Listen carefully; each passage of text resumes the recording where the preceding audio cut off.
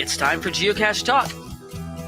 Whether you are at work, in the car, or wherever you are, we hope you enjoy this show about the great sport of geocaching. If you're watching live on YouTube, you can be part of the adventure tonight in the chat room and participate with others as they watch the show. If you are listening later, please give it a like and subscribe on your favorite podcasting app so that you can get all of the weekly Geocache Talk goodness.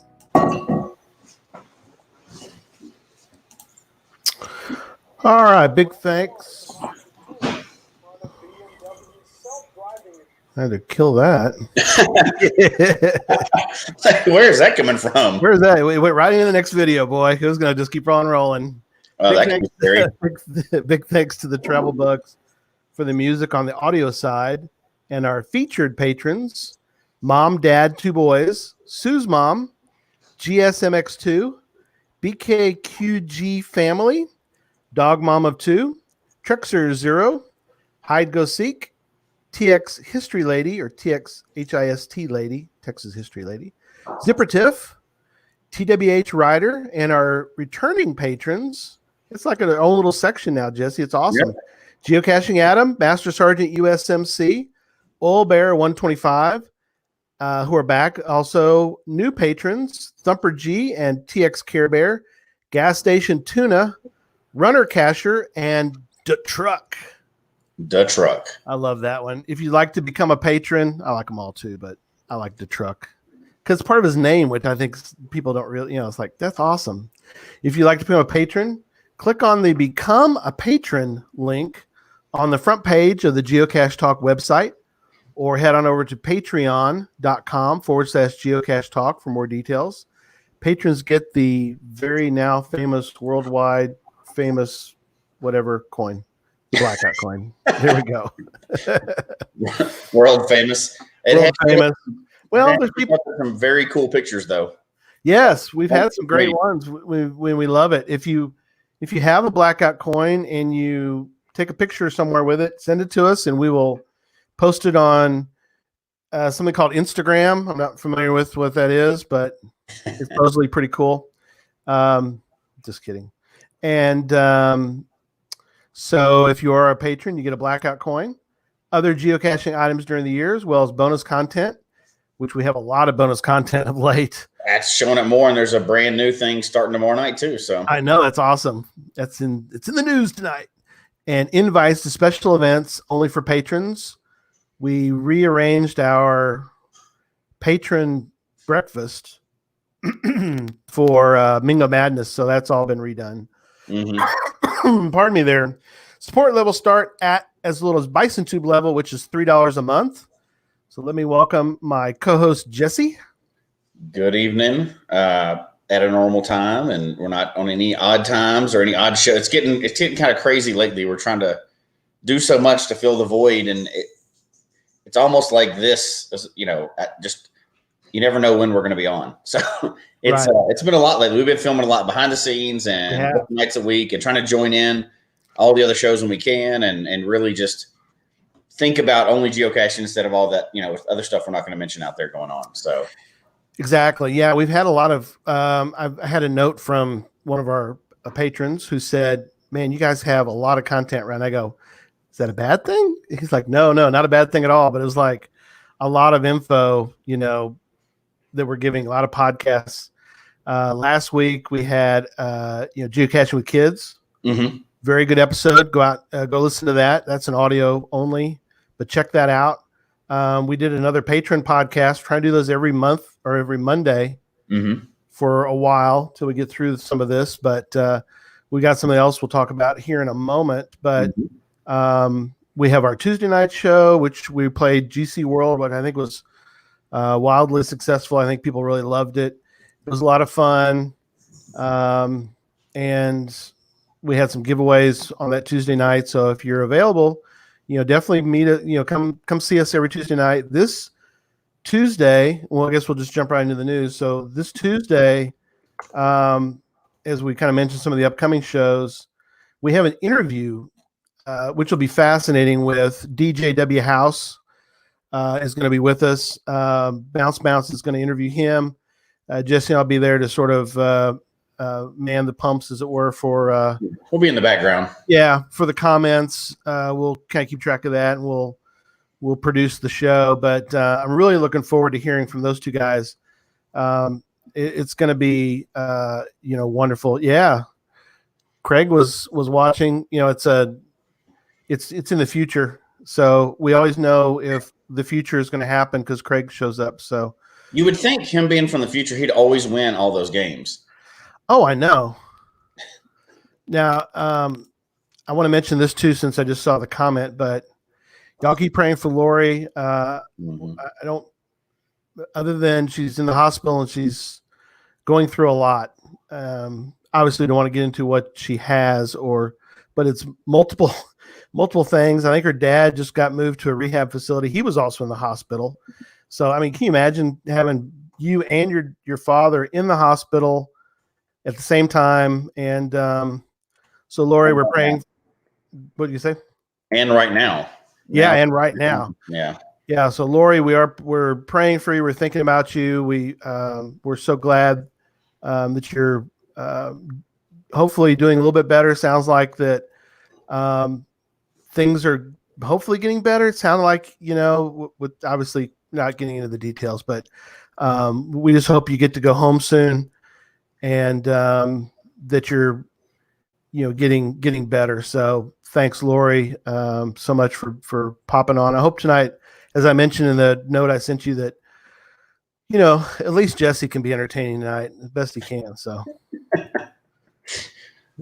Usually not on purpose, but it's okay. No, so that's great. Oh, great. Going home. Wow. That's awesome. good news. Yeah. Oh, it is so good to get home. Jesse and I have both been in the hospital. We're like, I'm doing better. Can I go home now? Because I'm not getting any sleep here in the hospital. If anybody's been in the hospital, they're taking care of you. I mean, I don't want to make too many trips to the hospital. That's no fun. Yeah, I mean, and get off a too sidetrack, but the night nurses, the ones that are working at 2 a.m., I mean, more power to them. Please bless those guys and gals, because they were so good. And I'm not I tend to not be a bad patient when I'm in a hospital. Maybe not as great at home, but they did, they come in, they try not to bother you too much, but they got to do their work, and that's understandable. So, and they're working hard right now at this time, which yeah, we're not going to get into that. What's no, going but on in the world. Everybody knows what's going on in the world, but everybody in the hospital, all the hospital staff, and they're working hard right now for all of us. So. Adi, what's a 2 a.m., dude? If you hey, you'll get to experience, at 2 a.m. You've got kids, what 2 a.m.'s like. Christy is knocking you out of the park tonight. Sadly, she's correct. I am a terrible patient. I have all the respect for nurses and everything else, not just because she was one, but I know they all work hard. Yeah. But I am a terrible, terrible patient. So it's always bad when I go, which seems to just keep happening. But it is what it is, right? Another Geocache Talk Presents will be on Wednesday. That's one that Jesse did. It was great. Looking forward to that. And then in 2 weeks, we've got a special show. I didn't really give a lot of detail, but we are going to talk about. Should we talk about books? I think we're talking about books. The new internet. Yeah, that's right. It's the new internet. So looking forward to that. We have some special guests next Sunday. So really looking forward to that. And you want to mention about Monday? Yeah, so Monday is, and we won't spend a lot of time on it because it doesn't apply to everybody, but it applies to a lot of people now, and some of our brand new people as well. So just send out a message to the patrons, and tomorrow night the CFO and I are kicking off the first book club meeting. So everybody there, I guess it's kind of like in geocaching terms, it's charter members, right? This one is starting during this time that we're not going to say. But if it goes well, this is something that we want to keep going long after this weird time in our history. Yep. Because we can do the whole thing, and we have a lot of people that we can help guide this. And I think it's going to be a lot of fun. So book club, it's a virtual book club, right? So obviously we're not meeting up anywhere because that would be ill-advised right now. Yep. But we're going to start our virtual book club tomorrow night. All the patrons, you have all the information in your patron feed, and it should be a lot of fun. We're looking forward to it. And obviously we know how it would be so off track if I was the only one leading it. So the CFO is coming in to help us organize this thing and keep it on track, and we can have thank goodness. Oh, sorry. Did I say that out loud? I'm sorry. Yeah, nobody heard it. We're ignoring it. No, we're only one person gets to bully me per night. She picked the night. So thankful we have a rudder. All the information is out there. It should be a lot of fun. We're kicking it off tomorrow night, and we'll see where this thing goes. But I'm really looking forward to this one. So yes.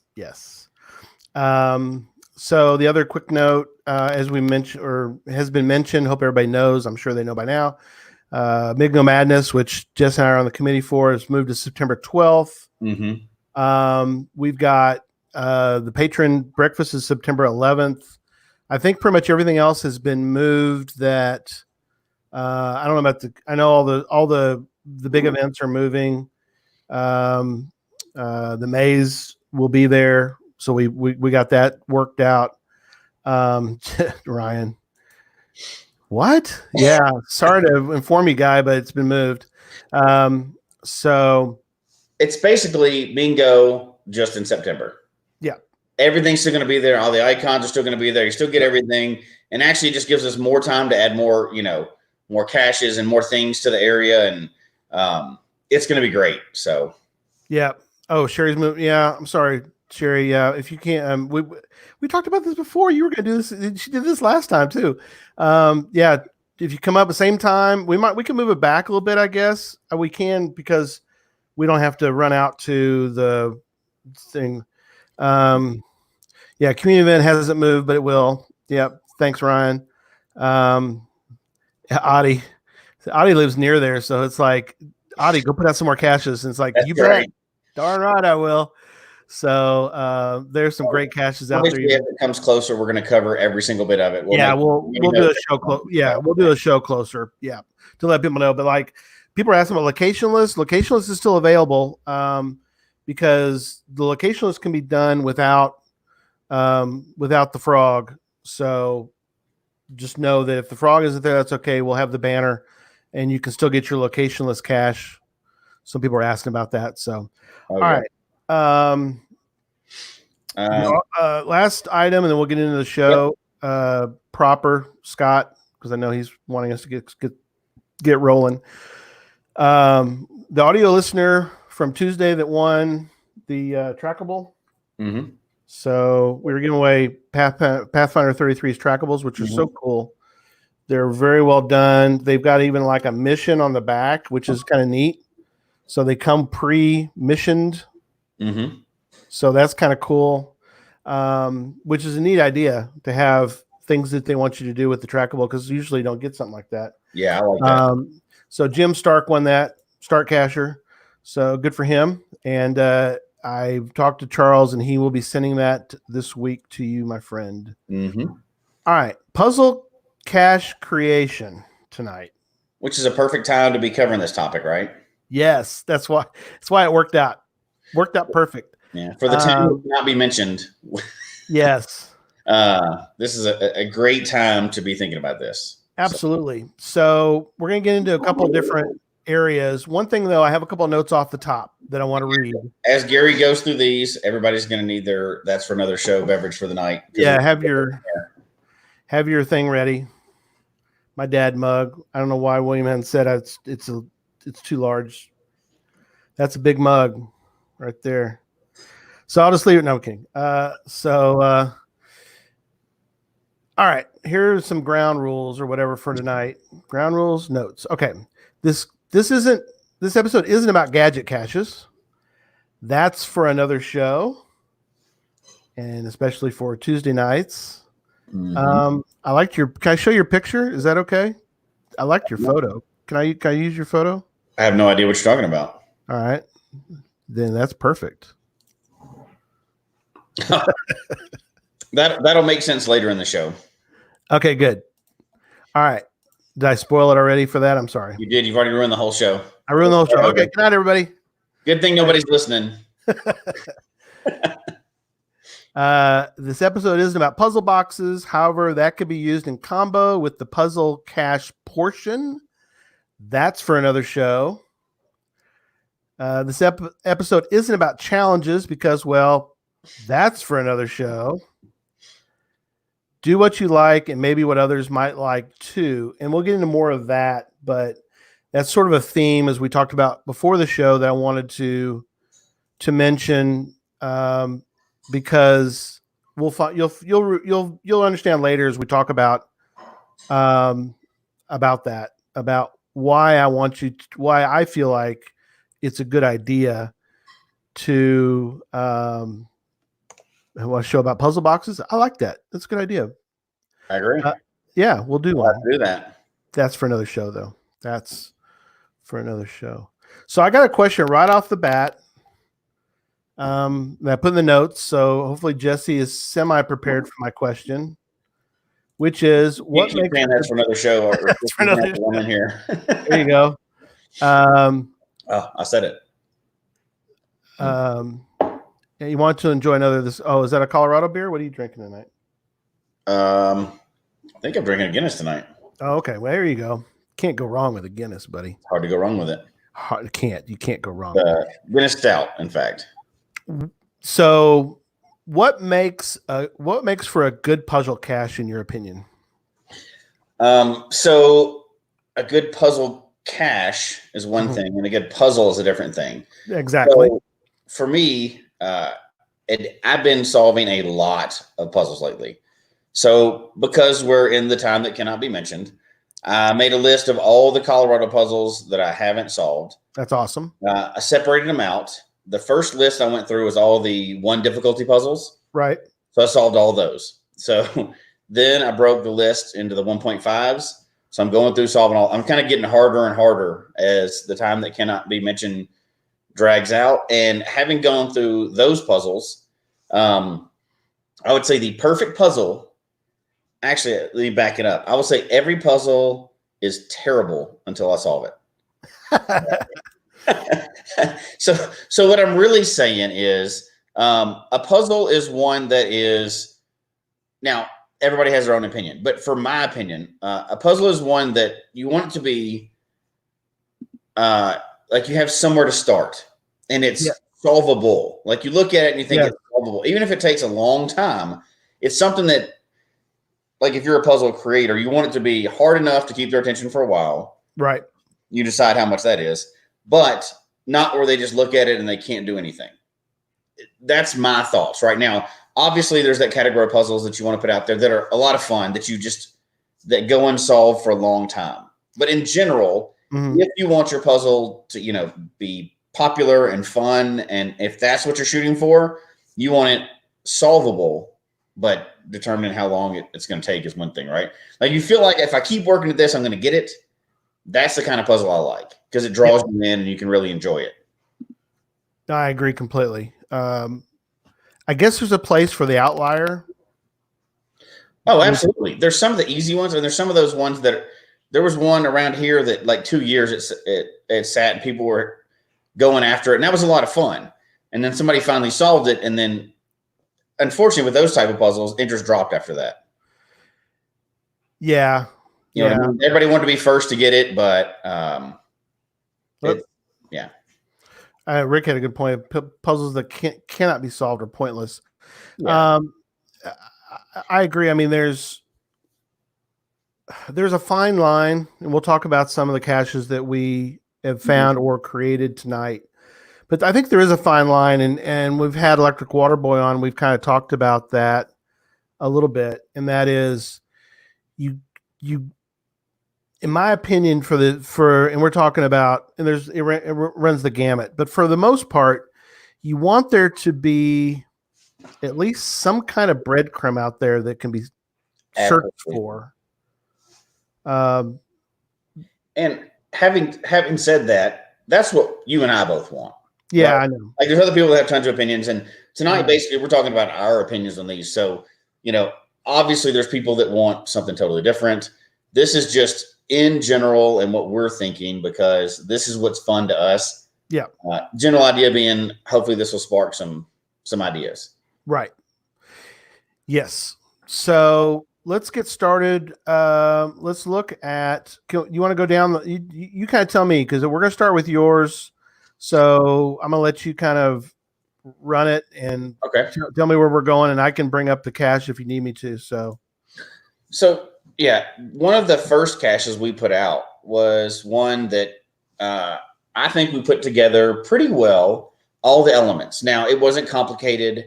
Because it was early on, we didn't really know a lot about puzzles, but we tried to put all the elements that we thought were good for a puzzle together. It was a pretty simple one. I mean, it wasn't super hard, right? But we had a little. So I don't know if you want to pull it up or not. Yeah, I'll pull it up while you're talking about it. So it was called Legend of the Thompson Valley Squatch. Squatch. So what the basic story, Thompson Valley was the area that it was hidden in, and we were kind of referring to Sasquatch.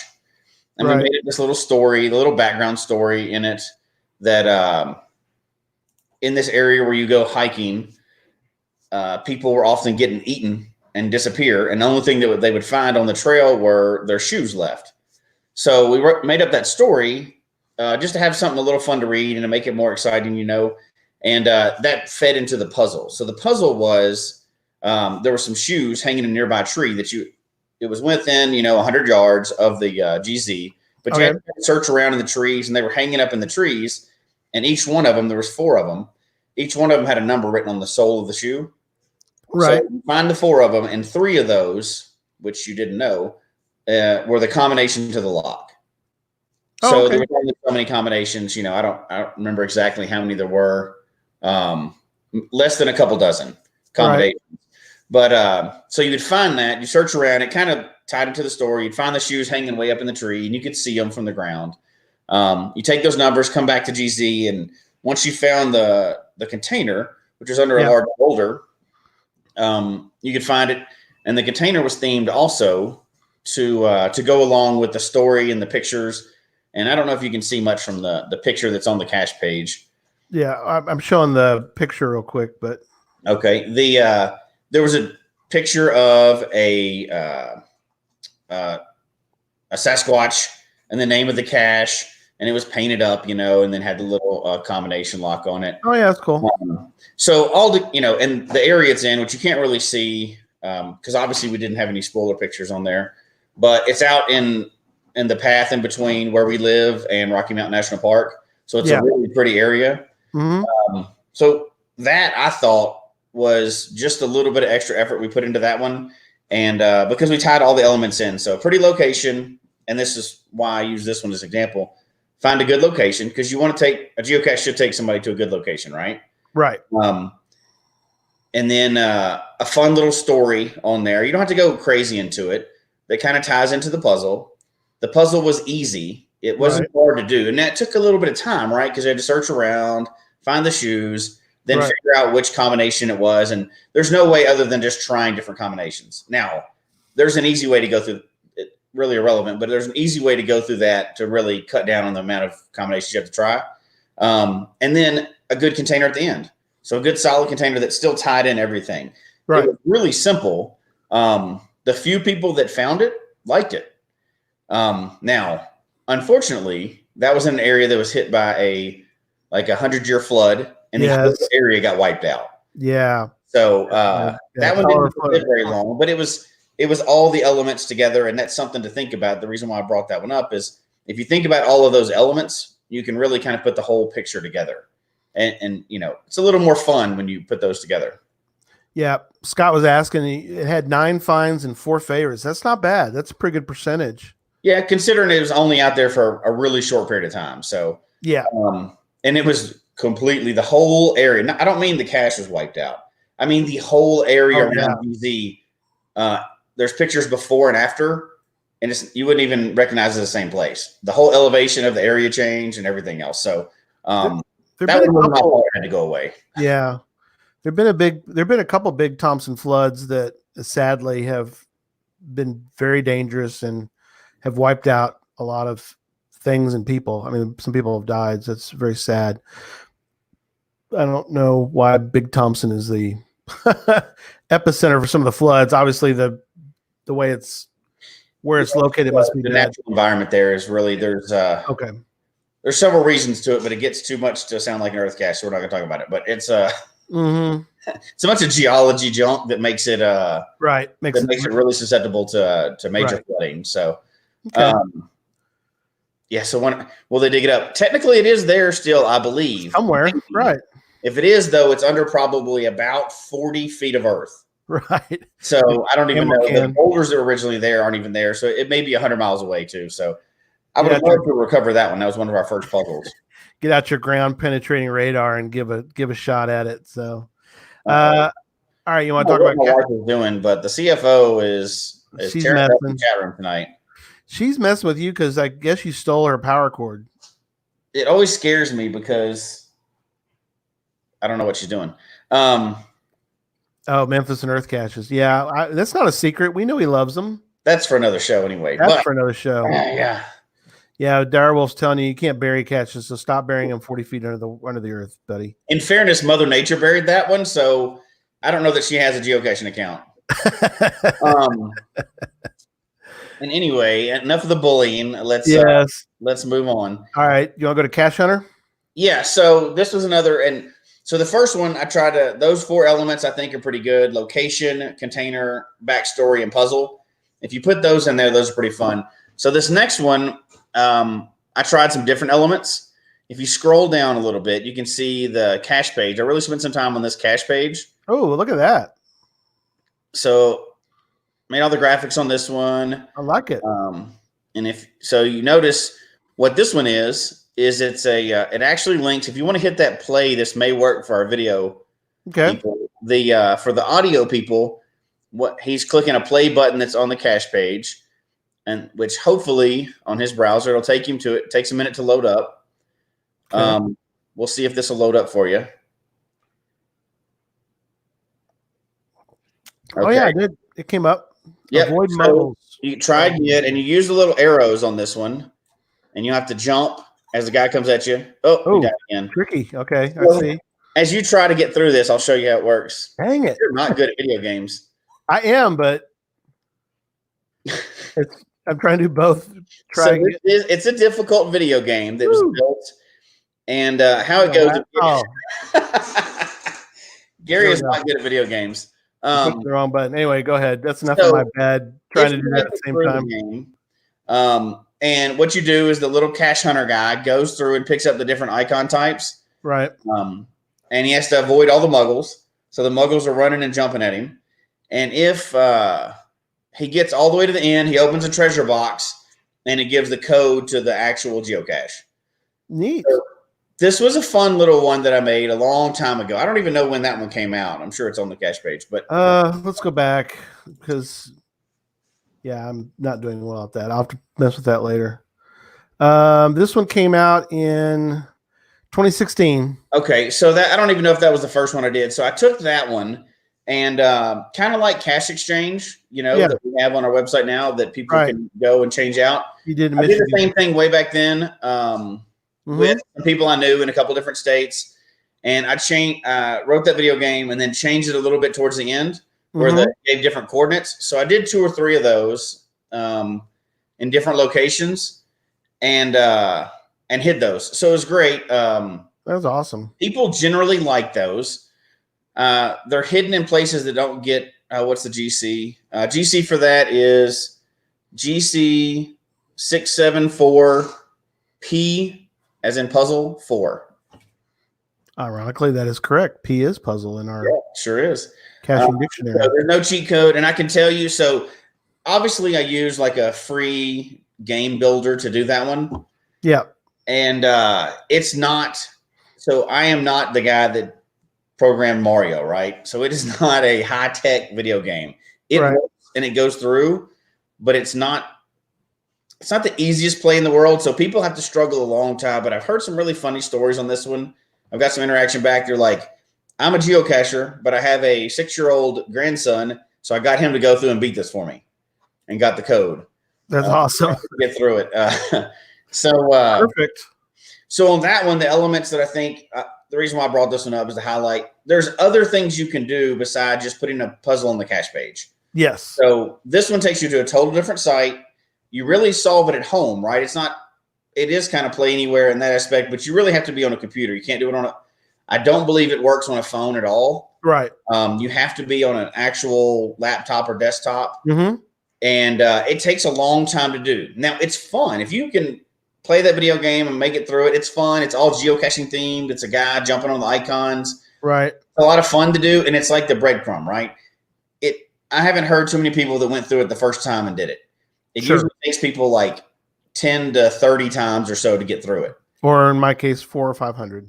Maybe, whatever. But so the difficulty is a little higher on that one, even though the puzzle's straightforward. It tells you exactly what to do. You just got to make it through it, right? So, yeah, I really like that idea because I think too often you and I have seen, and many people who are watching have seen, where you go to a puzzle page and depending on how good you are at solving puzzles, you go to the page and you look around and you're like, I don't know, I'm lost. I'm just going to do something else. But this, right off the bat, you know what to do. Get through it. You're done, right? I did some. We did some recently when we had a Motley Caching Crew cache run, and I did some beforehand. We have a guy in our group who is like the ultimate puzzle guy. Mhm. So I let him do the hard stuff, and I got to do like the Merlin where you click, Oh yeah. click on all the colors. And there was one where you had to match up like concentration game. Right. But I'd like to see, and again, this is something we're talking about puzzle creations, but I think I would like to see more people create out of the box. And that's my theme for tonight, which is, difficult terrain is most important. Yes, you're right, Owen. Very good. It is. And it's so hard. It is. So subjective and so hard to do. But I want to see people create puzzles that are completely out of the box. Not you read. I mean, I think Cully Long's book is fabulous. There's some other things too, but I'm not trying to diss that at all. What I'm saying though is think even outside of his box, and he's got a lot of cool puzzle caches in there. Oh, yeah. I want people to start thinking even further out. Number one, and number two is I want people to do stuff that they really either are passionate about or really interested in. One of the themes I think you're going to see tonight is all of the caches that we really liked to make were things that we really wanted to make and liked. Right. And to follow that up too, like, so obviously anything we do tonight, copy it 100% if you want to. Right. That's great. But that's not the purpose of this. The purpose is see what we did and see if that sparks an idea for you. Like, hey, here's how I would have done that. Now you have a brand new creative idea for you. And not that ours are the best puzzles ever. We're just giving you some examples that we had fun with. And these first two, I usually get really good responses back on. Right. I didn't only pull up ones that I got great responses because I wanted some ideas that we tried that didn't work. And right. we learned from them. That's coming up as well. But those first two, almost everybody loved them. They're not the most popular caches in the world. They didn't make your 201 book or anything like that. But right. in the areas they were in, people generally liked them. And I even got, favorite points are good. And I love getting favorite points. And we'll have a show upcoming on favorite points too, hopefully. But yeah, we are. One of the things I like when I feel like I've really connected with people that find the caches is they'll not only find them and give you a favorite point, but they'll send you an email. Yeah. Oh, yeah. They'll go, hey, you know what? This was fun. Or, hey, I'd like to create one of these too. Or this was really neat. And my son had a great time playing the video game. I got a couple of those. But that's great. That's worth all the, and because it took a long time to program like that second one with the video game. Again, I'm not a video game programmer. Probably a programmer would take him 5 minutes. It took me weeks. But I got those emails like, hey, we had a lot of fun doing this. Right. That to me took a few minutes. It was only a few words, but it was great. So really enjoyed that. And that's kind of what I like. Favorite points are great. And don't get me wrong, I love getting favorite points in your cache. It makes you feel good, right? Right. Even that little digital thing, it makes you feel really good. Yeah. But sometimes when you get that email or that message like, hey, thanks, you got a big head for a week. You know what I mean? You're like, I'm the best cacher in the world. And that's kind of what you're chasing sometimes. Not that you do it to please people, but you do it to make it fun, right? Because the same time when we find ones that are great and we're just smiling all day for them, we want to try to put that back out there. So hopefully these will spur some of those type of ideas. That's what we're going for.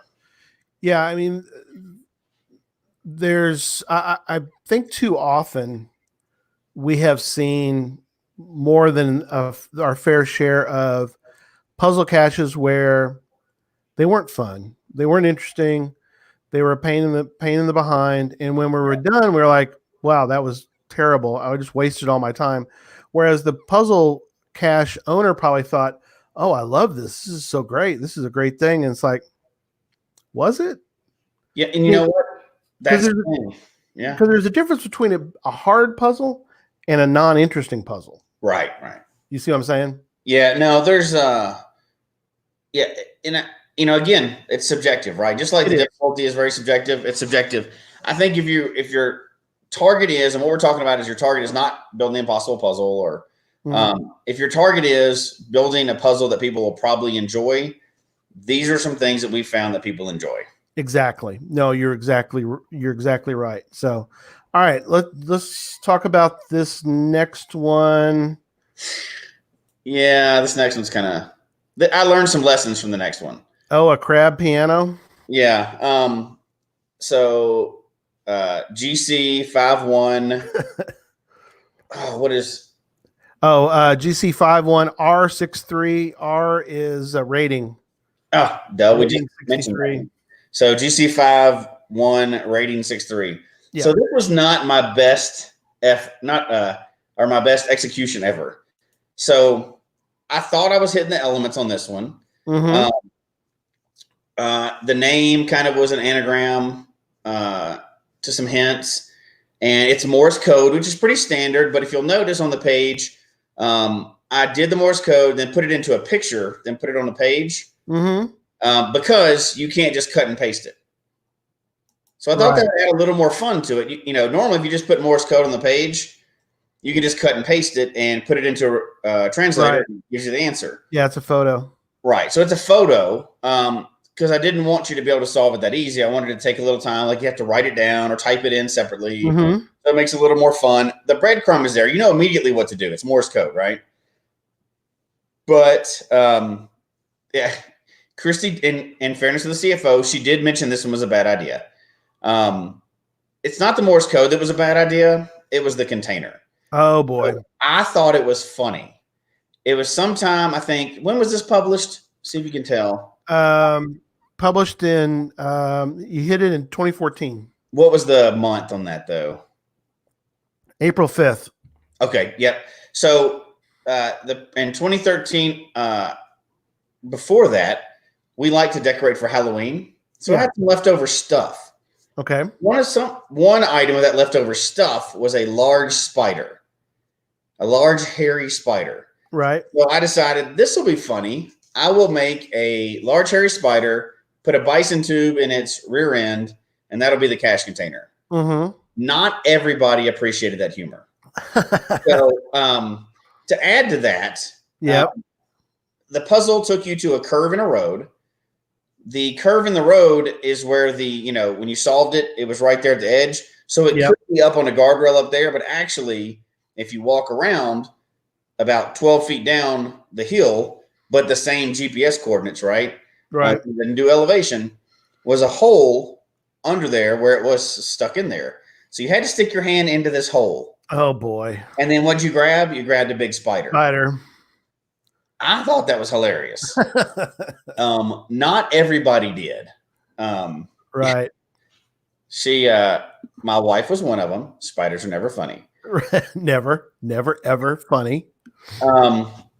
Maybe if I just had it where you open it up and you could see it, but you had to reach in and grab it unseen.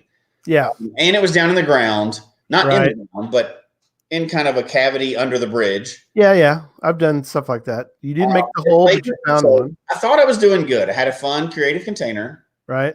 I had a halfway decent puzzle that took you it's easy, but it took you a tiny bit to solve. Right. The location played with the elevation, so it added a little more to it. Yeah, those are tricky. I like that idea.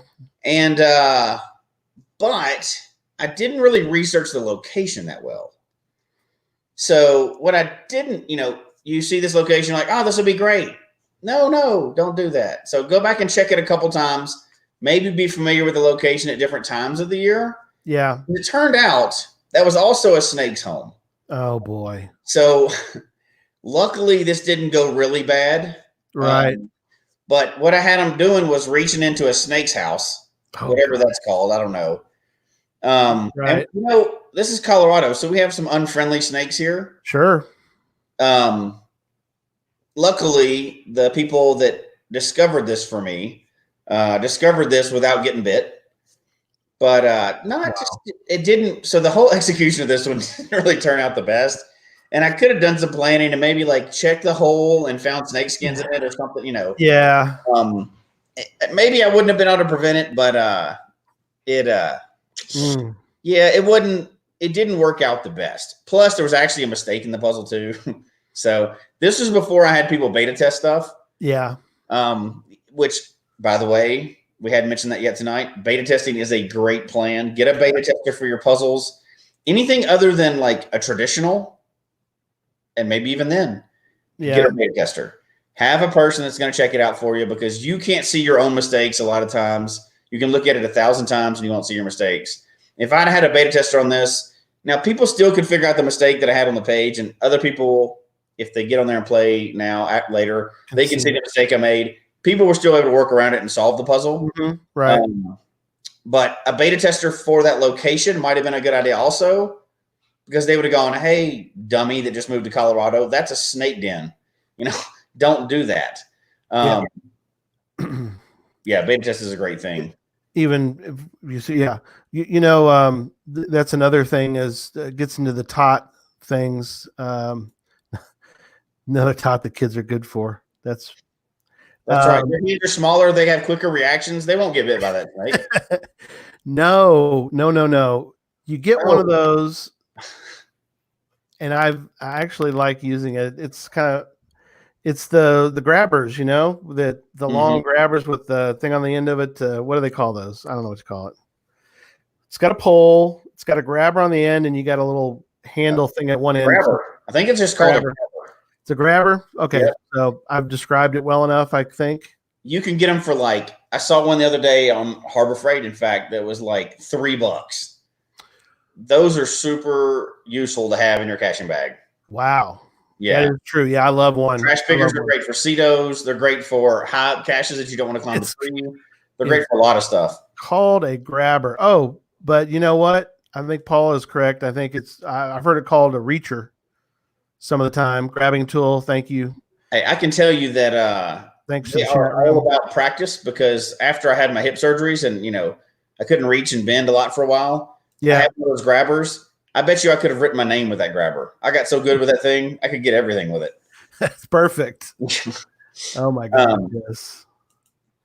All right, let's go on. We got several to get through tonight, so let's go to the next one, which ironically has. Oh, it doesn't. Oh, yeah. No, it's not arachnophobia. It's arithmophobia. You're right. I didn't look at it right. It looks like arachnophobia. We were just talking about spiders. Yeah. All right, here we go. Spiders are on your brain now. So this next one is GC5366 container. This one, let's scroll down a little bit, and you'll see. I thought I was being funny on this. I thought this one was okay. It had some. I was focusing more on the cache page and kind of a puzzle you could solve from home. So look at that and see what you would start off with first. Kind of describe what you're seeing. I would start off with asking Susan to solve it, because I'm not good at arithmetic. But 3x squared minus 12x plus 13 equals 0. That's the first line. 3x squared minus 2x plus 9 equals 0. So not super hard algebra problems, but yeah. My guess is x equals 0. Well, so highlight the page now. Okay. Let me go back. Just down there in the description area. If you completely early admit defeat, email us for some help. That's interesting. We haven't talked about that part yet. Yeah. Decrypt page. Oh, you gave the answer. Or is that the answer? What does it say? 18. No, it means nothing. So highlight the page up there where you have the math problem. I don't think so. Highlight the page. Oh, yeah. Like, oh. So if you look. Like that.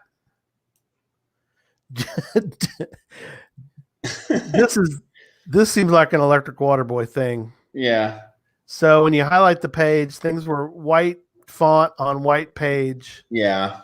Do not solve the problem. Do not solve these problems. Do not solve these problems. Do not solve these. Yeah. So this is a red herring puzzle, and these are fun to me. I think they may not be fun to everybody, but it's just like when you're in like the third grade and your teacher hands you that assignment, and it has all these things to do, like draw a circle, now draw a square inside it, and like the last one says, "Don't do anything above. Read all the directions first." Right? Exactly. This is one of those. So now go down to So this is. I learned two things. So that picture that right there. It won't work, right? It doesn't work now, but you can click on it. I think I did. The picture's gone. You should be able to click on it now. Let me try opening a new tab. You may not be able to in our software. Mail to. Oh, it's got a mail to and a subject equals. So when you click on that picture there, which is one thing I learned to don't link to somewhere else. So that picture is no longer active. So it's just like got the empty square. But Yeah. if you click on it in the mail to, hang on. It gives you the coordinates. I'll share that screen real quick. I got it open, untitled. Yeah, I've got an untitled page. Let me see if I can share it screen. So the basic of this puzzle was it's a red herring puzzle. There's a bunch of math problems on there, but you're not supposed to solve any of those. They don't do anything. And then it says if you utterly admit defeat and need some help, which is the kind of the ego stroking thing, right? Like you're not going to do that. You can click on the link. The link opens a new email, and the email gives you the coordinates immediately. I'm putting the banner so we can. This is what was on the page. Yep. So you still get the answers. You still find it on the page. That worked when it all looked decent when people did it. And it was funny too, because almost everybody fell for the math problems on the page. Mm-hmm. And the link still works, but that's one of those early ones before I learned to like host your own images on Geocache and always link to those instead of an outside website. Right. But then the email solver, it opened an email, it gave you those. So that was a pretty fun puzzle. Now here's where I fell down on that one. The final container. Oh no. Yeah, just an LPC. Okay. In a nice LPC. It's like a container in a parking lot. It was nothing. And that's okay. But there could have been so much more I could have done on that one, and people would have liked it, right? Like, why would I do a red herring puzzle and then not do a red herring final cache too? Or why would I not at least decorated the cache or done something, right? Yeah. So I think there are times when it's okay, but right. The lesson I learned from that one was don't spend all this time on a really fun puzzle. And that's a really simple one I did early on, right? But people liked it. And then just don't put any time or effort into your final container. Now, not all LPCs are bad. It's not that it was an LPC. It's that I didn't put any effort into it, right? Like I've done an LPC before where it's got a neat little container and it's got a label on it and it's funny and stuff like that. That's okay because we like those as well. But that's what I failed on that one. So I learned a lesson from that one. I've seen the couple things. One is if you're doing, say, 12 puzzles for some kind of event that's not going to stick around, maybe that's it might be okay because you're just trying to you're trying to crank them out. I have seen. Tell me if you think this saves an LPC. I did the Merlin one where you click on the buttons. Where you click on the buttons, and once you finally get it, it was an older website, so it took a little time to get it done. But when it was all said and done, I got the coordinates. We went out with our group. We went to the coordinates. It turned out to be an LPC, but the container was one of those little handheld Merlins that had basically kind of it was end of life, and they had hidden the logbook in the battery portion of the Merlin. Yes, that's great. I think he salvaged the LPC hide. So here's what I have to say about that. One, that would get a favorite point for me, and here's why. First of all, an LPC, there's nothing wrong with it. Those are good hiding spaces. Right. I always liked I've never found one and been like, oh, that's not good enough. I'm not going to claim it. That's never happened. Right. As a matter of fact, if I pull up to one and I see the little Muncie sticker on there, I'm going to lift it because there's probably a cache under it too, right? Right. And there's nothing wrong with an LPC in itself. The reason why LPCs get such a bad name is because LPC with just a plain container thrown under there is nothing special. There's nothing wrong with it, but it's nothing special. If you've done the work to do a puzzle, stick something in there, especially if you can make it themed to what your puzzle was. Like on that one, it's a Merlin. It's tied into the whole theme, right? Right. Like I found ones that were, they're still LPCs, but they're like those little toys. And they stick a bison tube in. It's like a cricket or whatever else. And it's tied into the thing. Instant favorite point for me because they did all the elements. Now, this is just my personal opinion, and we'll get into favorite points on another show. Yeah. That's for another show. But when it can be a very simple container. But if you tie it into the whole game, it seems like one fluid experience. Mm-hmm. To me, that bumps the line over for favorite point for me. No, I agree. I'm like, this person put some effort in. And No. it doesn't even have to be perfect execution, but when you're putting something out there and it's a kind of a seamless story all the way through, like the Erland thing you're talking about. Yeah. I love that. To me, that just, it makes me smile. So. No, I agree. All right, let's talk about this next one, if we may. Is next one "Don't Lose Your Marbles"? There's one more before that. Okay, So, sorry.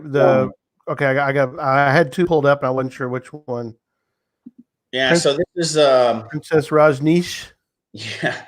So, which is not even a hidden thing. It doesn't mean anything. But this was a fun one that I did. It was a more complicated puzzle, but it wasn't really mine. So this is kind of one that I helped do, right? Okay. It started out, it was under my daughter's account, the youngest daughter. She wanted a cache on her own account. Right. And she wanted to do a cache that was kind of hands off for me, but I helped with a couple of the elements of it. She was doing it with her grandmother, my mom, who was also a cacher. So all of those are cachers, right? Pretty tough if you got 16 solves on the solution page and 73 that weren't. That's pretty big. And the difficulty is on up there. Yeah. Because it's a pretty difficult one. Oh, D5. So there's a story to it. It's decorated up a little bit. It was actually a one terrain. Field puzzle? No, it wasn't a field puzzle. It's all on the page. The difficulty was a 5, and you'll see why in a second. The terrain actually was a 1. We actually put the badging on there from handy caching, which if people aren't familiar with, we've covered it in the past, but it's been a long time. You can go back and find it, but that's one that people that are knowledgeable or people that have different abilities on that site, they can rate, and people can tell them like, hey, before you go to this cache, know this, even though it's rated 1, here's my thoughts on it. This one was rated, it ended up being rated okay. Yeah, it's really a handicap accessible cache. I wish they were still around. I don't think handy caching is still They around. are. They're still are they? Okay. Yeah. Not many people use them as much as they used to, and maybe we can reach out to them and get more people aware of that. But for people that have different abilities, something like that's very important. And not to get on the sidetrack, right? But this is why we put that one out. Absolutely. We had another relative close in the family that we wanted them to be able to get access to a cache if they needed to. Oh my gosh, it's in the water. How is that handicap accessible? Oh, never mind. That's just the cache. That's not the post coordinates. I love that. I love putting them in the water. I think it was funny. So she kind of wrote a story that went along with this one, and we won't go through the whole thing because it takes quite a while because it is actually a difficult cache. Okay. If you click on the pictures that are associated with the cache view gallery. Yep. Because the only reason I'm going to bring this one up is because I learned a lot of things on this one, and this area got torn down. We had to take it up, and I even ended up adopting it from her later, so that's why it's under my account now. And sure. So pull up that first picture. The Queen's Clue. Yep, the Queen's Clue. Okay. So this one, inside that picture, and it's kind of mentioned. So one of the other clues was in the body of the cache page. This is the second clue, and if you zoom in, you can see how scroll to the top of that picture. Yeah. Oh, yeah. I don't know if you can read that or not. I can see it. The end. Oh, never mind. Let me go back to the right one. Hang on. Hold on. So hidden in that picture it's a riddle that's hidden in that picture. Yeah, I like that idea. And it points to it from the cache page, and it gives you some of the numbers. Golly, Gary. And I'm going to actually not give all the answers to this one because this is a fun one if people ever want to go play with a puzzle and try some ideas. If you pull up the other picture. Okay, that's cool though. Yeah, I see that there. All right, let me pull up the scepter. No, don't pull that. That's just the image. Oh, King's Clue? Yeah, King's Clue. If you pull this one up. Let me go back. Okay, hang on. Okay, there we go. Okay. Oh, is Sherry talking about this one here? If so, that's interesting.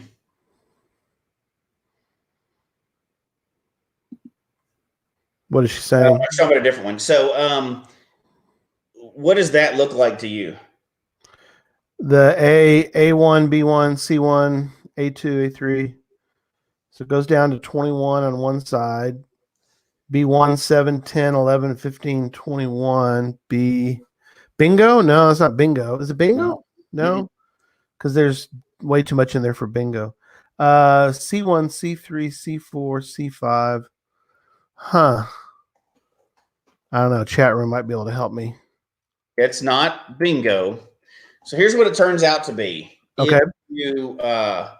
If you label graph paper, okay, and then fill in those squares on the graph paper, it makes a QR code. Nice. It makes a scannable QR code that takes you to your next clue. Nice. I wonder if anybody else. I'm not going to give all of it because anybody wants to go solve that puzzle. It's actually a fun one to solve, even though you can't do anything with it now. It's a fun one to solve. And there's some other hidden links that take you to another page, take you down some other rabbit trails. Yeah. But it gives you the clues, and they're all solvable. It just kind of have to get some, you have to do 2 or 3 steps on each one, right? Like this will lead you to something else and lead you to something else. For me, those are, you color the squares. That's right. On graph paper. To me, the reason why I brought this one up, I helped somebody else solve that, build that one or whatever, and some of the things on it. But while this one was fun, is because there's 2 or 3 different things that you find, and then there's a next stage, and then there's a next stage. They all take you directly to it.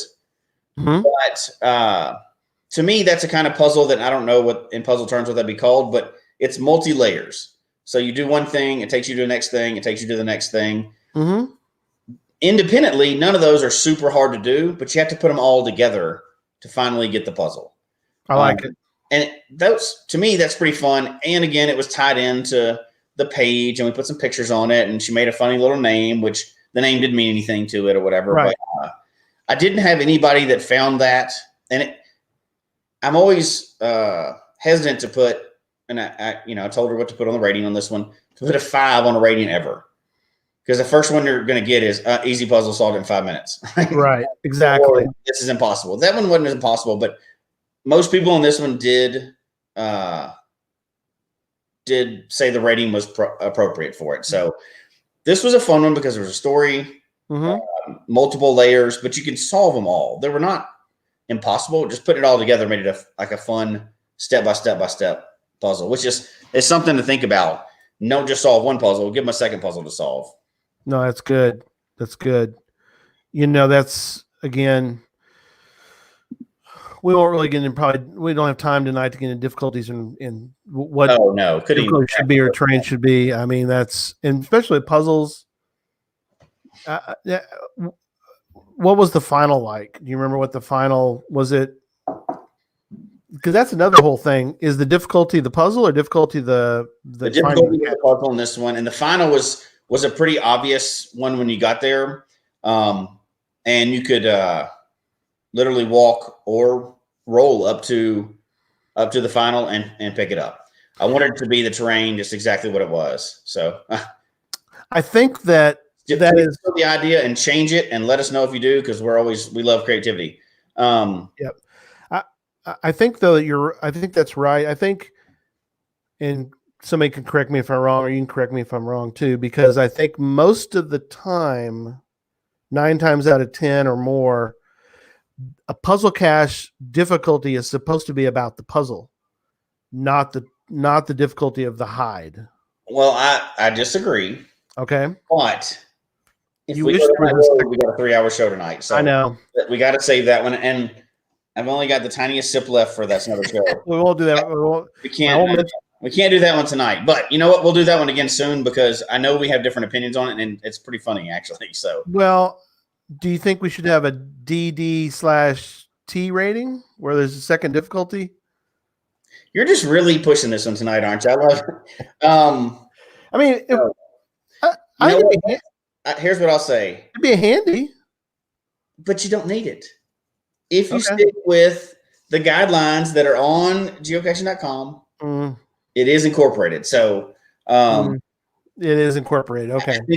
We haven't revisited that in a while, so let's have that coming up. We can do that because we'll need to, because that's You know what? And I believe it's different on the different cache types too. So we can have a fun one with that one. Tom is correct. Terrain is high and terrain is easy enough to do, but difficult on a puzzle is harder to figure. He's right. So, they're hard. Because I can't let it go. Terrain is easy enough. However, people get that more wrong than they get difficulty, in my opinion. Well, true. That's for any cache, but I think he just meant for a puzzle cache, you're more than likely. Well, that's probably a problem too. All right, let's move on. Because yeah, see this. Oh my gosh, it's killing me. I would be upset if I saw the 5 puzzle and couldn't find it at ground 0 because it's a 5 hide. The problem with that is 5 is the highest you can go. You can't call it a 6. No. So it's still a 5. But okay, that's for another show, and that's another show. All right, let's move on to the next one because I got. So the next thing I want to mention real fast because we're not getting into this for the show tonight. Mm-hmm. But this was one of the gadget caches I did for 14er. Yeah. It was. I'm not going to get into because we're not doing cache boxes tonight or whatever else. But this was a treehouse style birdhouse style cache hung on a tree. It was for a big mega event. It got like 105 favorite points, which is good until you look into the fact that's only about 20% of the people that found it. And I think the reason why is the container was really good, but it was a puzzle, and the puzzle was just one of those gimme puzzles that don't really make anybody feel good about it. Right. You know what I mean? So I think it was kind of lackluster in that. Like if it was a puzzle that you got the best thing out of a puzzle is that, aha, I figured it out. Right. When you just like add something to it, I don't think you get that. Those are fine also when you're doing like a geo art, and it's just a big, huge amount of them. Mm-hmm. But I think not that I'm complaining about favorite points, right? Sure. I got 105 favorite points on that one, so I was happy. But the percentage was really low of favorite points. Right. And I think that's the piece that it was missing. There was no fun before you got there. So really, if it was a traditional, I think it would have had a ton of favorite points. But because it was marked as a puzzle, it was lacking something. Do you think possibly that's kind of all those elements together, right? Is that also possibly because it was at a mega and people are like, oh, we're at a mega. These all should be like unbelievable caches. So no, I think part of this went in, but it kind of sidetracks into a mega. It's not really for this show, but people had to stand in line, so they actually didn't get to play with it. Right. They just signed the log. So most of the experience was taken away by the fact that there's 50 people around the cache and they were just painting the container down. So not a lot of people actually got to play with the whole thing and do it. Mm-hmm. And then it also got destroyed. So there's that. But yeah, like in the first day. But however, lots of people found it. But I think because I missed that element, it felt like it had something missing to it. Right. And there's kind of, all those elements we've been talking about. If you put all those together, it's hard not to make a fun experience. So I didn't want to get into the gadget cache part of it tonight because that's not what we're talking about. But right. That kind of shows you that one could have been spectacular. However, I kind of fell down on part of it, and there's nothing I can do after I've done it, right? So it's live and learn. I'm going to put that same design out again, but make it fun all the way from the beginning to the end. Mm-hmm. And hopefully I'm going to see how that turns out. No, I like that. But we've only been talking about mine. I think now we get to make fun of some of yours. Yeah. Because you fun of yours. What are you talking about? See what you've learned anyway. Yeah. So fortunately, I've only got a few actual ones of mine that you can make fun of. But I do want to bring up a couple potentials. Again, we're kind of want to switch gears a little bit because I want to talk about, as we talked about before the show, out of the box thinking when you talk about puzzles. So I want to, yes, Westwater. Yeah. What's funny, we're going to talk about Westwater. Very good. Yeah, we're going to show that one. So I found something yesterday, and I thought, here's a good example of something I don't think it's probably not. there are, I can safely say there aren't a whole lot of puzzles out there that use this because I don't think it's really real well known, but everybody's heard of an anagram, or this was on a show we watched. Susan and I were flipping around YouTube and we found a thing about synonyms, and it was kind of interesting. But the guy talked about what he called anagraphs. And I was like, what in the world is an anagraph? An anagraph is taking letters and splitting them up and then rearranging the bits. So I like this idea for a couple things. One is if you were to put out on the puzzle page a description of something like that. Oh, Dr. Paul. He has been on the show before. Yeah. From my neck of the woods, in fact. He puts out some fun puzzles, but we've had him on, so. Oh, yeah. Yeah. Dr. Polly's I'm glad to see him in the chat room. That's awesome. Yeah. I was solving a bunch of his puzzles during this time that shall not be mentioned. I've been solving a bunch of his. So puzzle talk. I like that. Thanks, Dr. Polly. Yeah, go back and watch Dr. Polly's show when we interviewed him because it was fabulous. We need to have him on the show again. We need to have you on again, my friend. Oh, absolutely. Yeah, absolutely. He is great. But this idea of finding something like this where you can put it on the page and you could even make it so that you kind of maybe leave a little gap between the letters. And the idea is people then have to physically do something. I liked your idea before about the graph paper. Mm-hmm. Same thing with anagraphs. Somebody would have to write down the letters and then they have to actually almost like cut it with scissors and split them up and then try to rearrange them into and you have to do it, obviously you do it such a way that people could, you have to do it ahead of time, obviously. Right. But so you split them up and then, oh, look, this spells north, oh, okay. North is solved, west is solved. And then you kind of, this makes a 3. Oh, I didn't realize it makes a 3. I've got a question for you. Before you get past it, you just said you have to do it beforehand. Well, the cache owner has to. No. I mean, do you mean they have to do it at home? Oh, they wouldn't have to do it at home, but you'd have to have scissors and pen and paper out on the trail. That's correct. That's true. They could. So the cache owner has to work it all out so it does work as well. I mean, no. Yeah, absolutely. But since you mentioned that, I think with one of these anagraphs, let's say, so the general idea is you do something on paper and you cut it out and arrange it. Yeah. So could you, or would that make for a fun puzzle if you said, here's what you need at this cache? Oh. You need a pair of scissors, a piece of paper, and a marker. Right. That could make for a really fun field puzzle, I think. Because you're not going to give them whatever the information. And I don't know how an anagraph actually works. I haven't seen this before. I'm going to go watch this video after this. But yeah. So now you set that up. They watch it.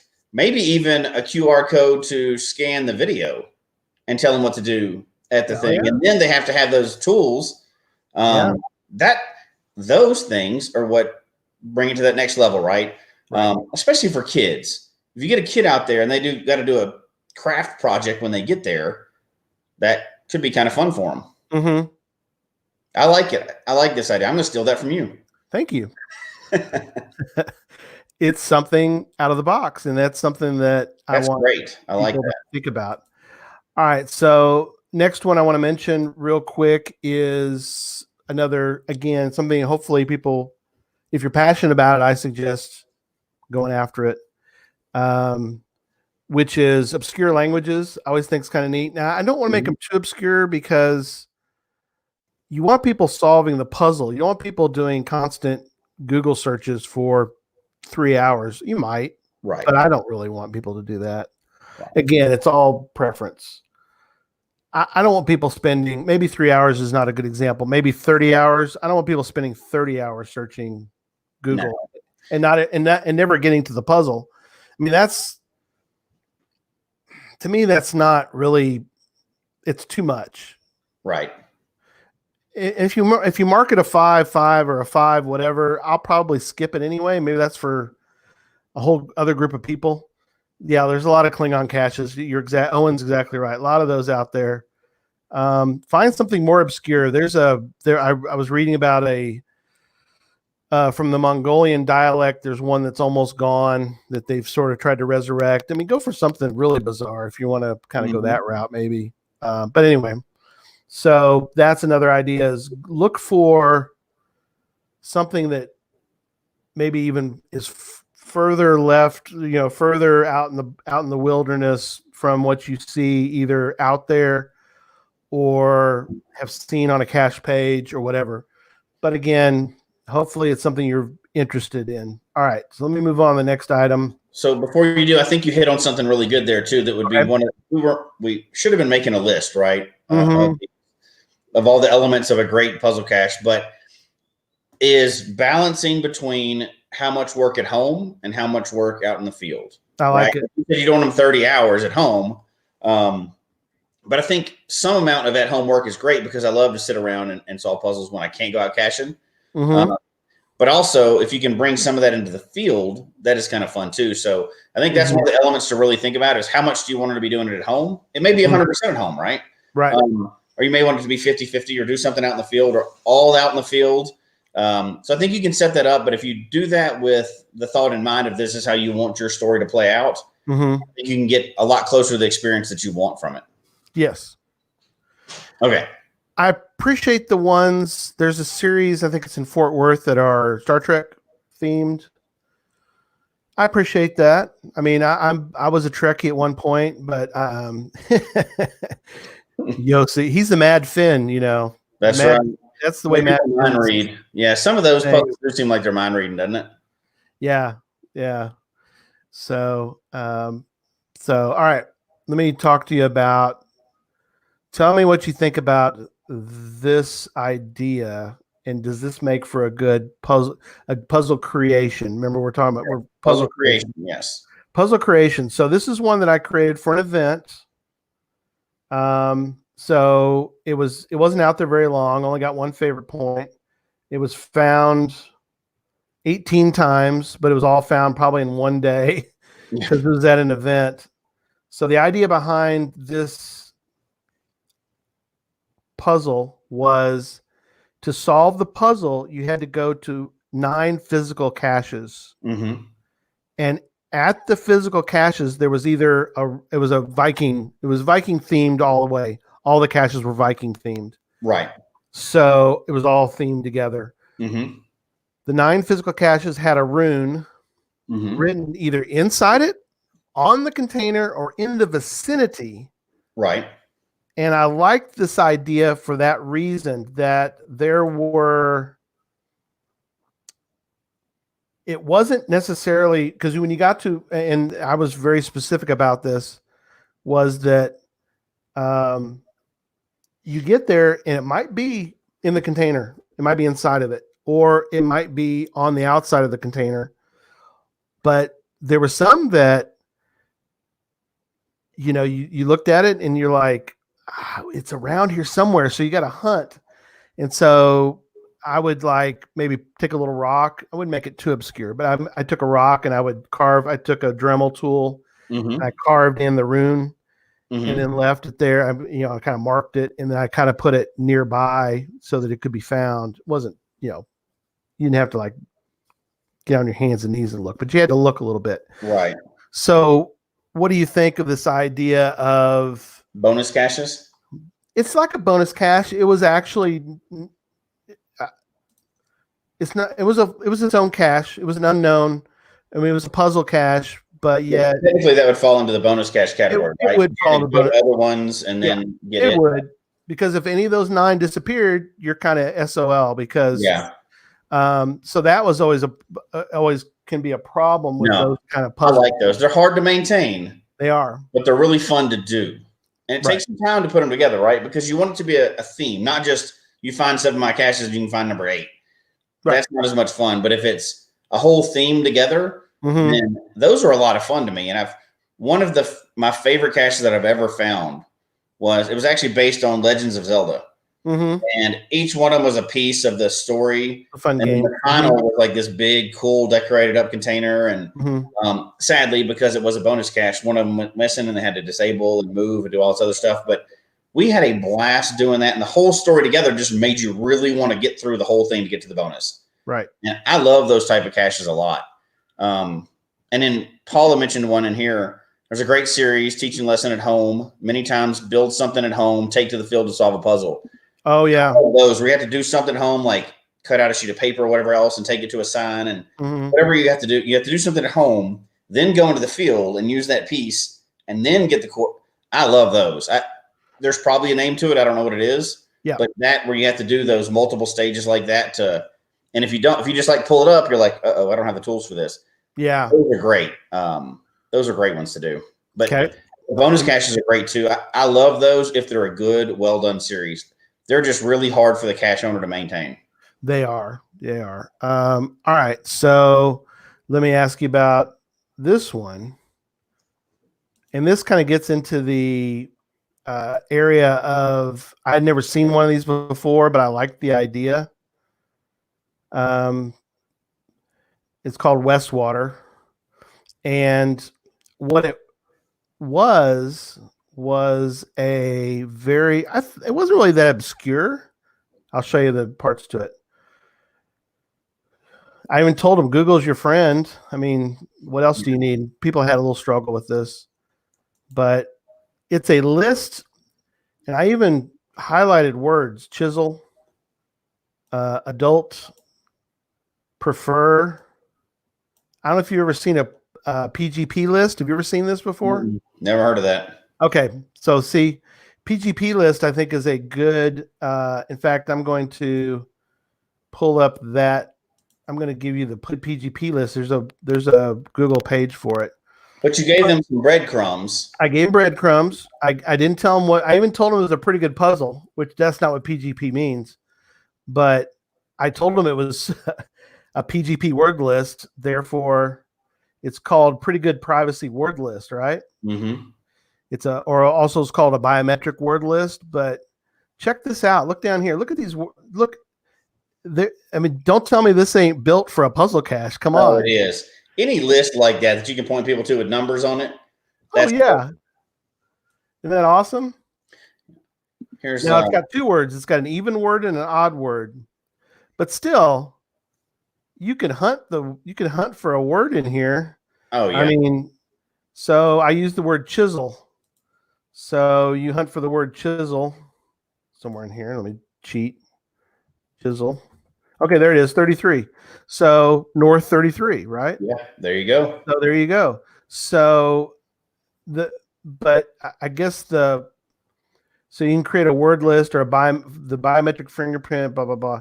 So I think that was the reason I brought that one up, and because the reason I liked it, puzzle difficulty and how many people will actually solve it, regardless of how fun it is.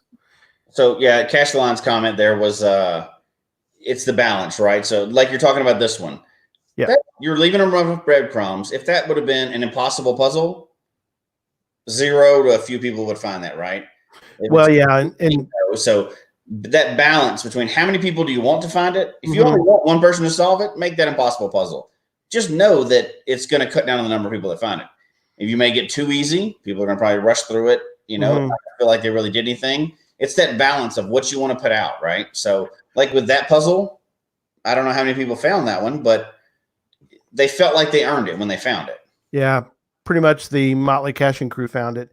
You know, it also depends on where you're at. If I'd have built that and put it in Dallas, the fines would have been different. It all depends on where you live. I mean, we don't have that many cachers in our town.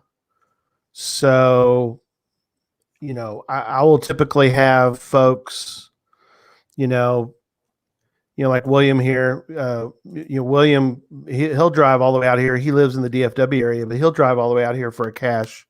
But there aren't a lot of people that might come that far. Right. But again, I agree.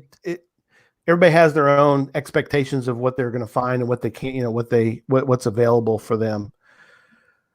But finding something like that, I think, was kind of neat because you don't see it very often. So maybe that's an idea for puzzle creation. So, that's kind of where I was going with that.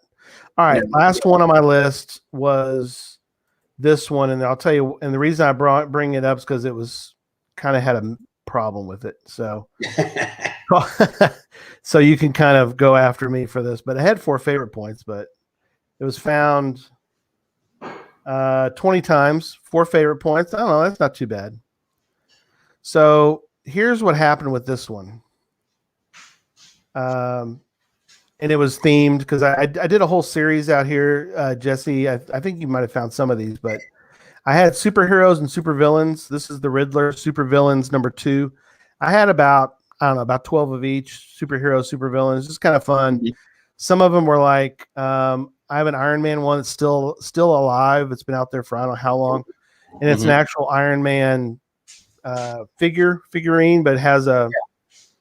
I drilled a hole in the poor Iron Man's back, and I stuck it's not a bison tube, but it's like what if you buy a bison tube, sometimes it comes with a little vial and a little plastic vial inside. I used the plastic vial, tiny thing.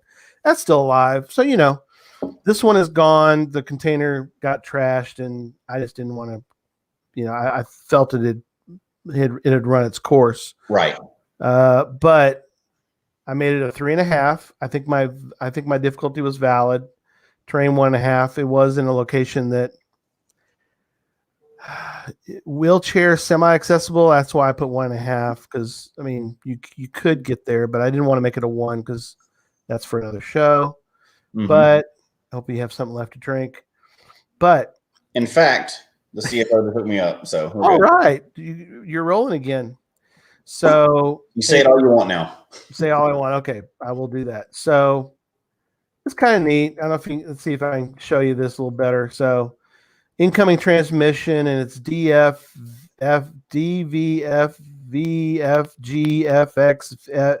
So you got this long line of letters, right? Right. Big letters. So the way you solve this is you had to kind of hunt around with what you had. And I even mentioned this Lieutenant Painvin guy. I used events. Remember old events? Oh, yeah. Which is not there anymore. Gone. Yep. Which is the theme of this one. Yeah. So you hunted around and you found a cache page or a web page that would help you solve this. Okay. Here's what happened. I had found a pretty obscure page that was to use for solving. So not too long. Well, I'm not sure how long. Sometime between the last find or one of the finds and then the next find, there was a gap in there. In that gap period, that page was gone. That web page disintegrated into mush and was gone. So a friend of ours was in town from another city, came in, was going to solve this one, contacted me and said, the cache page, the web page that the cache is pointing to help me is gone. I go, great. So there's something as a cache creator you want to be careful of is pick something. If you're going to give a clue, a breadcrumb, make sure that breadcrumb, and you're not always going to be perfect. No. But at the very least, be a good cache owner, which I wasn't, and check it periodically. So you brought up a good point. That I consider online the same as offline cache maintenance. You should check them especially if they don't get hit every day. Right. You should do an online check of your cache page. We've talked about this recently, but this fits perfect in the puzzle realm. If you're going to send them somewhere else like that, you should go in every once in a while and just check your cache page out, check the links, check everything else to make sure it's all still working. That's just as important as making sure the container's there. No, absolutely.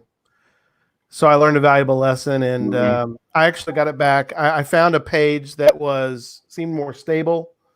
It was more familiar. I was able to, which had the same kind of breadcrumb. I was able to redirect it and put it back out there, and sort of it survived until the container got destroyed, and I felt like it was time to put something else out there. So that was good. Clean up all those photo bucket watermark issues. Yes. Oh my gosh, how many of those have you seen out there? Oh, a ton. So, just a cautionary tale. Websites don't always stick around forever. Actually, I do appreciate that a lot. I love when people do did their online maintenance and they mark it as well. Yeah. And I'm always available. I know you are too, as far as if you get contacted by, because I want people to find I want people to find them. Mm-hmm. In this case, it wasn't. It literally was a broken cache page, so I was more than willing to stop down if I had time and go fix it. So, yeah, cache line. Jeff's correctly. Broken images are a huge annoyance of puzzle listing. That is correct. You know what? That gives me an idea, and I don't want to get into a brainstorming episode, although we should probably do that soon too, right? Mm-hmm. So now I'm thinking I'm going to make a puzzle, and I'm going to put a fake broken link on there and have a break. Yeah, so it looks like it's a broken link, but it's really not. Right. Image from it. People will get so mad. Oh, you're right. If they click on it, it sends them to another puzzle or some just totally random link. I love it. Because you can take that bucket watermark thing, right. This is an important picture, and then they click on it, and it takes them to some random government website or something. Yeah, I'm going to make one of those. I just decided. Okay, that's good. All right, we're coming to an end tonight. We didn't get to talk about our new sponsor, so can we take a minute and do that? Let's do it. All right, so we had a meeting this week with our new sponsor, and I guess there you go, Ride in the Rain. So we had a meeting, and Ride in the Rain is now an official sponsor of Geocache Talk. And Ride in the Rain is going to, and maybe you might have seen it, we put them on the webpage, but we had a great meeting with them. We have a lot of things already kind of in the planning with Ride in the Rain. So we're excited to be partnering with them, and it's going to be really cool. We've already got some things in the works. There's probably going to end up be a cache out at their location. Yeah, we'll get you more details when we get to that point. Pardon me, I had to cough.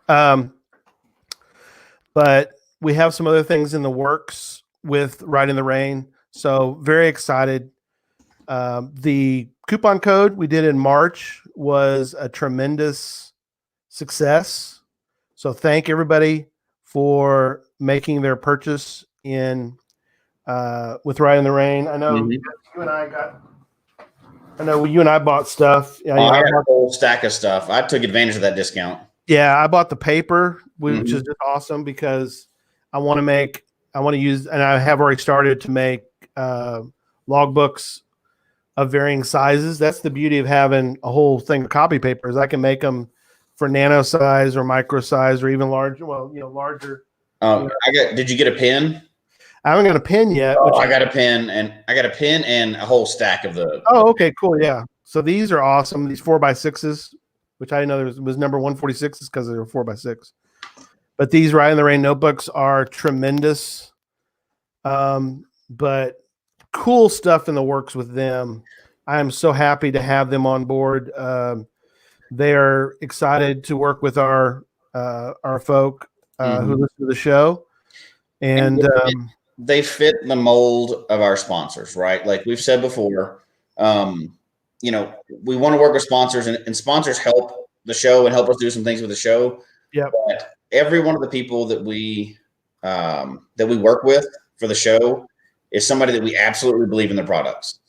So if we can't believe in their products, or we can't truthfully endorse what they do, they're not going to be affiliated with the show. So that's why we're really selective with who we work with. And, we're not Nike. We're not ESPN. We don't have to have 5 million sponsors. Sponsors absolutely help, right? They're great. The sponsors we've worked with in the past have actually helped us get the show, get prizes, get the word out, everything else. But that's why we've been so selective. It's been a long time since we've added a sponsor. And Ride in the Rain, it's hard to argue with the quality of the stuff. And if you ask anybody out there, I didn't realize I didn't realize the scope of it. I just figured everybody knew about it. And if you see a right in the rain, waterproof log, it's right in the rain. Right. There's not a lot of competition there. They are the ones, and hopefully over time they'll become that benchmark standard in geocaching. I think they're very interested in doing that. And if we can spread that and improve the game in the way that you don't come across these, ripped up receipts, you come across a right in the way, a waterproof log all the time. Yeah. I feel like we've done something great. So I'm happy to work with them. I'm excited to work with them, and they're excited to see their product used that way. So I can't say enough good things about them. That's why I bought all kinds of them. Have a big old stack over there. Oh yeah. No. So there'll be more in my log. That's what's going in my caches in the future for sure. Oh, absolutely. There'll be more opportunities. What we think people should go ahead, obviously purchase now because they great products, great prices. I think there will be times down the road seasonally that we can do some more coupon codes as time goes on. We've got another thing that we're excited about that we're working with in the back. Another one of those things I can't talk about. There's several of those now, Jesse. I've got a whole list. But yeah. And then just to wrap up, one thing is I talked to them about, and this is something I think really feeds into the reason why I was so happy to get them as a sponsor was, I asked them about, well, how's things going right now? And like, well, we're considered an essential business. And I go, and then it took me a second. I don't know why, but it took me a second. And I realized, oh, they make all the products for firemen. Oh yeah, first responders. First responders are using Right in the Rain because they're out in the elements. I mean, police officers use the books. Pretty much every time you see a police officer writing, notes after they stop somebody and they have to make a note. Military, thank you, Bud. Yeah, that's another one. So, man, that fits exactly with what we're about. Oh yeah, 100%. I couldn't be happier working with them. So yep. So again, there's some more surprises down the road. We've got things we're working on. It's exciting what we're being involved with. So again, we'll see everybody Tuesday. They're very excited. No, we'll see several people Monday. Yeah, we got everybody. Yep. Yeah, we got the book club. You still have time if you join Geocache Talk. We will put you right into the book club. We'll see you Monday, hopefully, and then we'll see you Tuesday, and then Wednesday, Geocache Talk Presents come out, and then we'll see you next Sunday for a really cool show about the original internet. So here's what's also funny is there's one other thing we didn't mention. We have another podcast coming out for the patrons. Oh yeah, we got another episode of that's coming out tomorrow too. So another episode of the Geocache Talk podcast for patron podcast comes out tomorrow. Our goal is you only have to turn on the news all week long. No, just read about fun stuff, watch fun stuff, laugh. Don't listen to any of that other stuff that's going on out there. Yes. All right, I think that's it. You ready to wrap up tonight? Yeah, covered it. Unless I forgot. Covered a lot of fun stuff, and I actually have one thing that I can't bring up right now because it is one of my active caches that hadn't been out that long. But I was dying to talk about it. It's an angle in the bonus cache, but I'll have to talk to you about it once we go off the air, and maybe we'll post that for patrons. I can't do it broad because I posted it as part of an event, but it was a different way to do one of these things. Okay, I want to spoil it for the people that are in the area. So maybe after we hang up, I'll tell you exactly what that is. Okay, cool. That'd be awesome. As soon as we get on one of these shows, it's hard for me to slow down and not start brainstorming all kinds of ideas. It goes crazy, but I'm with you. I think this was a good start on some ideas, and hopefully people got some ideas from this and kind of think about those elements. And maybe we'll post those somewhere. The elements of a fun puzzle cache. That's a good idea. Yeah, I'm gonna go through tomorrow probably, and I'll get us up to date on show notes. I'm a couple weeks behind. I'll get all the show notes up. I promise tomorrow by tomorrow sometime. I'll have all the show notes updated. So if you want to check out what we talked about tonight, it will be up on the website. So perfect. All right. Folks, we hope you've enjoyed the show tonight, as well as our new format. Please email us your comment at geocachetalk@gmail.com. Don't forget to follow us on Twitter, Instagram, and Facebook. The show can be found on Apple Podcasts, Stitcher, Radio Public, or Spotify, as well as at the Geocache Talk website. Don't forget to click that subscribe button below and ring that bell notification so that you can see and hear the show on a weekly basis. And tell your friends about the show. Get them involved with us in the chat room. And until next week, don't just talk about geocaching, go geocaching. All right. Good night, everybody. Everybody.